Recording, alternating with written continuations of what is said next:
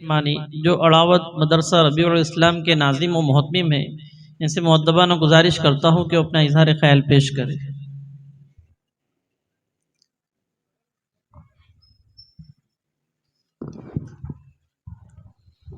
نحمد و نصلی علی رسولہ الکریم۔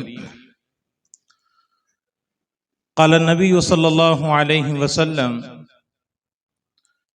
العلماء خلفاء الانبیاء او کما قال علیہ الصلاۃ والتسلیم۔ یقیناً آج معرول کی سرزمین کا ذرہ ذرہ اپنے آپ پر فخر کر رہا ہوں گا کہ اللہ تعالی نے یہ مبارک دن دکھایا ہے کہ ہمارے یہاں کا ایک بچہ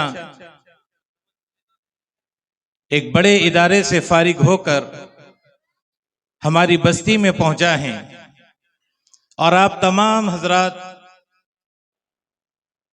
ان کے استقبال کے لیے یہاں پر جمع ہوئے ہیں۔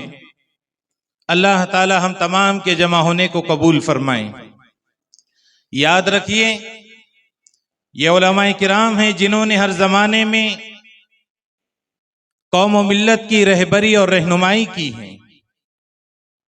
آج ہم پر جو حالات آئے ہوئے ہیں یہ کوئی نئے حالات نہیں ہیں، اور ان حالات میں علماء کرام اپنا جو فریضہ انجام دے رہے ہیں یہ بھی کوئی نئی بات نہیں ہے۔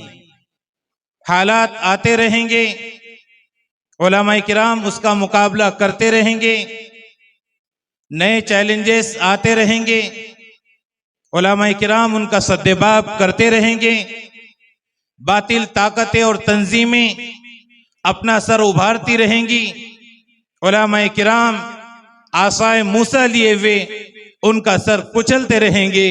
یہ ایک تاریخ ہے جو شروع سے چلی آ رہی ہے اور آخر تک جو ہے چلتی رہیں گی۔ یاد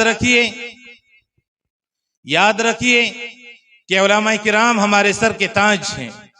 اگر ہم نے علماء کرام کی قدردانی کی تو دنیا کی ہر بڑی سے بڑی طاقت سے ہم ٹکرا سکتے ہیں، لیکن اگر ہم نے علماء کرام کی ناقدری کی اور ان کے مقام اور مرتبے کو نہیں پہچانا تو یاد رکھیے بربادی ہمارا مقدر ہے۔ ایسے حالات دنیا کی بڑی تاریخ نے بارہا دیکھے ہیں۔ ابن طولون جو ظالم بادشاہ تھا، اس نے ابو الحسن بنانی زاہد رحمت اللہ علیہ کو کسی بات پر شیر کے سامنے ڈال دیا۔ ایک فتویٰ انہوں نے غلط دے دیا تھا، اور فتویٰ صحیح تھا لیکن اس کے برخلاف ابن طولون کرنا چاہ رہا تھا۔ حضرت نے جب فتویٰ دیا اور مسئلہ صحیح طور پر بتایا، ابن طولون نے ابو الحسن زاہد بنانی کو جو ہے شیر کے سامنے ڈال دیا۔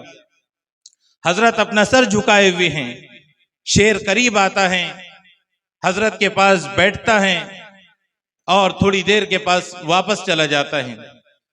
ابن طولون حیران اور پریشان ابو الحسن بنانی رحمت اللہ علیہ کے پاس آتے ہیں اور کہتے ہیں کہ حضرت، شیر آپ کے پاس آیا اور آپ نے جو اس کے طرف نظر اٹھا کر بھی نہیں دیکھی، آپ کی نگاہیں زمین پر گڑی ہوئی تھی، آپ اس وقت کیا سوچ رہے تھے؟ اس وقت حضرت ابو الحسن بنانی زاہد رحمت اللہ علیہ نے جواب دیا کہ اس وقت میں یہ سوچ رہا تھا کہ شیر کا لعاب پاک ہے یا ناپاک، وہ اگر میرے بدن کو ٹچ کر دے تو میرے کپڑے پاک ہوں گے یا ناپاک ہوں گے۔ یاد رکھیے یہ علماء کرام ہیں، جیسے حالات آتے ہیں حالات میں بھی ان کی نگاہیں اللہ کی ذات کی طرف ہوتی ہیں، لہٰذا ہمیں اپنے اکابرین کے حکم کے مطابق آنے والے وقت کا مقابلہ کرنا ہے، اور جس طریقے سے ہمارے علماء کرام کہیں گے انشاءاللہ اسی اعتبار سے جو ہے ہم آگے بڑھیں گے۔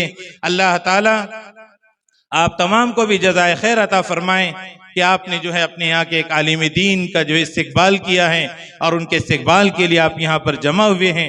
اللہ تعالی ہم تمام کو بہترین بدلہ عطا فرمائیں، اور اللہ تعالی آنے والے حالات کے اعتبار سے ہمیں اس کا مقابلہ اور اس کا سدباب کرنے کی توفیق عطا فرمائیں۔